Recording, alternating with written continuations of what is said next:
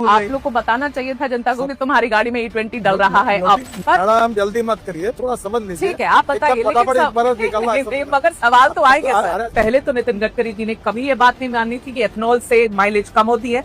जब हरदीप पुरी जी ने ये बात मानी तब उन्होंने मानी। ब्लेंडेड पेट्रोल जब यूज कर रहे हैं तो माइलेज कम होगी कि नहीं, बस इतना ही पूछा मैंने। आप गलत बोलती हो, फिर समझो। देश की जनता अभी सीरियसली कंफ्यूज है कि नितिन गडकरी जी के पास पेट्रोलियम का कारभार है कि इनके पास ट्रांसपोर्ट का डिपार्टमेंट है। आप एथनॉल के ब्रांड एम्बेसडर बन के बैठे हुए। सेंट्रल एक्साइज भी कम किया है एथनॉल ब्लेंडेड पेट्रोल पर, इसके बावजूद भी पेट्रोल के दाम कम क्यों नहीं हुए?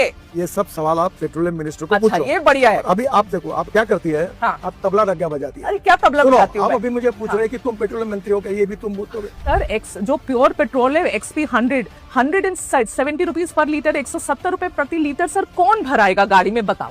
ये पेट्रोलियम विषय के जितने प्रश्न है ना, अब वो पेट्रोलियम मंत्री से ही भागता है। आपके बेटे की जो कंपनी है सियान एग्रो, उसकी नेट प्रॉफिट पिछले 5 सालों में 4500% ऊपर बढ़ गई है। इतने 1000 करोड़ की आप बना देते हैं हाईवे, और आपने एकदम बेस्ट टेक्नोलॉजी, बेस्ट मटेरियल, पहली बारिश गड्ढा हो जाता है, फिर आप कहेंगे कि सवाल पूछो तो गलत है। ऐसे कैसे? मैं एंटी नेशनल थोड़ी हो जाऊंगी सवाल पूछूंगी तो। मैं आपको दिल्ली देहरादून पूछूंगी, सर उस पे गड्ढे हुए थे सर। तो आप सबको पेड कैंपेन बोलेंगे, आप कहेंगे सब पेड कैंपेन है, सब ऐसे लोग हैं। ऐसे नहीं, जनता के भी सवाल है ना सर, कभी तो मान लेना चाहिए। अगर कोई बात झूठ बोलने से डिफेमेशन केस होती है। हाँ, आपने जो पढ़ा इसके ऊपर मैं आपके ऊपर डिफेमेशन केस भी कर सकता हूँ।